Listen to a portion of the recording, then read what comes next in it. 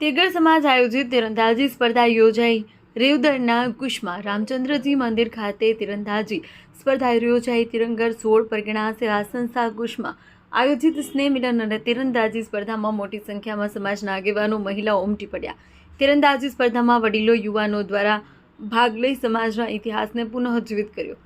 રાજા મહારાજાના સમયમાં તિરંગત સમાજ ધનુષબાણ બનાવી યુદ્ધના મદદ કરતા હતા। રાજા રામચંદ્રજીને પણ વનવાસ સમયે તીર ધનુષ આપ્યા હતા। તીરંદાજી સ્પર્ધામાં રેવદરના ધારાસભ્ય ઠાકુર સાહેબ આદિત્ય પ્રતાપસિંહ સહિતના આગેવાન નેતા જોડાયા।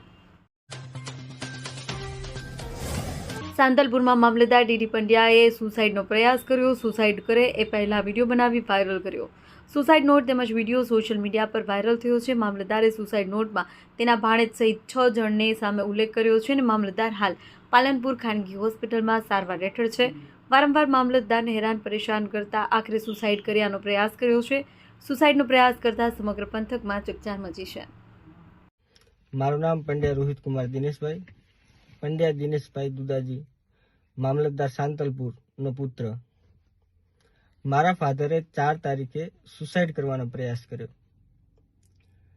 એમણે એક સુસાઇડ નોટ પણ લખી અને વિડીયો પણ બનાવ્યો કે શું કારણોથી એમને આવું પગલું ભરવું પડ્યું, કઈ હદ સુધી એમને માનસિક ત્રાસ આપવામાં આવ્યો, કઈ હદ સુધી એમને મેન્ટલી ટોર્ચર કરવામાં આવ્યું કે છેલ્લે જતાં એમણે સુસાઇડ કરવાનો નિર્ણય લીધો। અમને જાણ થતાં અમને આસ્થા હોસ્પિટલમાં લઈ ગયા, એમને પ્રાથમિક સારવાર આપી, તોય એમને શારીરિક કોઈ સુધાર થયો નહીં।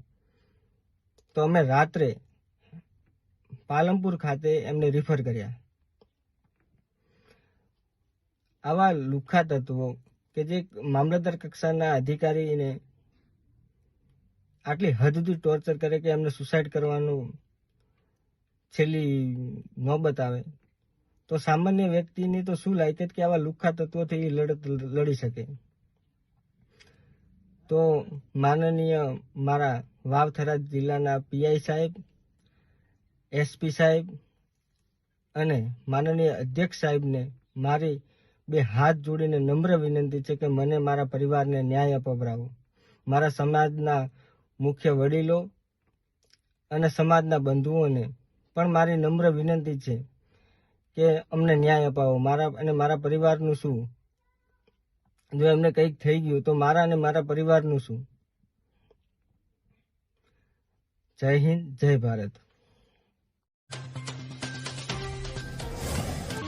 ડીસાના આસેડા ગામે મનરેગાના શ્રમિકોને મજૂરી ન મળતા મુશ્કેલીમાં છે। મનરેગાના શ્રમિકો ભૂખ મારવાની આરે છે। 4 મહિનાથી વેતન ન મળતા મજૂરોના ઘરોમાં ચૂલા સળગતા બંધ થયા છે। વિધવા મહિલાઓ સહિત શ્રમિકો મુશ્કેલીમાં છે। ઉધાર બંધ થતાં કરિયાણું મળતું નથી અને સરકારની 100 દિવસની ગેરંટી કાગળ પર સમયસર ચૂકવણી પર સવાલ। આસેડા ગામમાં મજૂરોમાં રોષ, તાત્કાલિક બાકી વેતન ચૂકવવાની માંગ। સાહેબ, અમારે 4 મહિનાથી પગાર થતા નહીં અને મારે ગોડો છોકરો છે, હું વિધવાભાઈ છું, માટી ઉપાડી ગુજારણ ચલાવું છું। અમારે કરિયાણાવાળાએ કોઈ પગાર કશું ખાવા કાલતા નથી, બરાબર। હવે અમારે આ છે બીજો આ કોઈ ધંધો અમારે બીજો છે નહીં, કોના ઉપર ગુજારણ ચલાવું છું અને અમારો પગાર કરાવો મહેરબાની કરી। અને સાહેબ તમને એટલી વિનંતી કરું છું।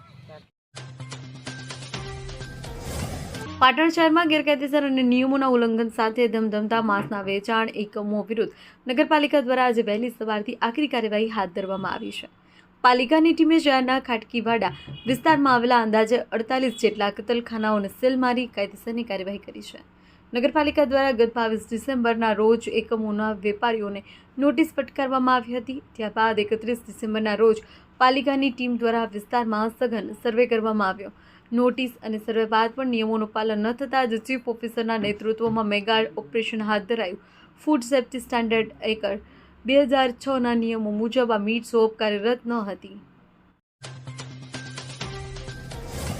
દાંતીવાડા નજીક ગાંગુવાડા 3 રસ્તા પાસે રીંછને વાહન દ્વારા હેરાન કરવામાં આવતો એક ચોંકાવનારો વિડીયો હાલ સોશિયલ મીડિયા પર વાયરલ થયો છે।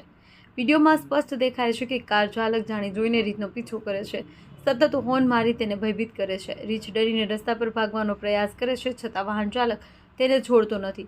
આ દ્રશ્યો અત્યંત અમાનવીય અને વન્યજીવો માટે જોખમી છે। વન્યજીવોને આ રીતે હેરાન કરવું માત્ર ક્રૂરતા જ નહીં પરંતુ કાયદાકીય ગુનો પણ છે। આવા કૃત્યો રીંછના માનસિક સ્વાસ્થ્ય, તેની કુદરતી વર્તણૂક અને જીવના જોખમ માટે ગંભીર ખતરો સર્જે છે. રસ્તા પર દોડતું રીંછ પોતે તો જોખમમાં પડે છે, સાથે માનવ અકસ્માતની સંભાવના પણ વધી જાય છે. વન્યજીવોનું રક્ષણ કરવાની જવાબદારી વન વિભાગની હોવા છતાં આવા વિડીયો સામે આવતા તાત્કાલિક અને કડક કાર્યવાહી થવી ન દેખાતા લોકોમાં રોષ ફેલાયો છે. માઉન્ટ આબુમાં કડકડતી ઠંડીનો પ્રકોપ યથાવત છે. અહીં લઘુત્તમ તાપમાન -1 ડિગ્રી સેલ્સિયસ નોંધાયું છે. ગઈકાલે શહેરનું લઘુત્તમ તાપમાન -4 ડિગ્રી હતું. તાપમાનમાં સતત ઘટાડો જોવા મળી રહ્યો છે. તીવ્ર ઠંડીને કારણે સર્વત્ર ઝાકળના ટીપા બરફમાં ફેરવાઈ ગયા છે. મેદાનો, વાહનો, પક્ષીઓ માટે ઘરની બહાર રાખેલા પાણીના કુંડા પર પણ બરફનો થર જામી ગયો છે. આ કડકડતી ઠંડીને કારણે સામાન્ય જનજીવન પ્રભાવિત થયું છે. જોકે સપ્તાહના અંતે પ્રવાસીઓનો સારો ધસારો જોવા મળ્યો છે.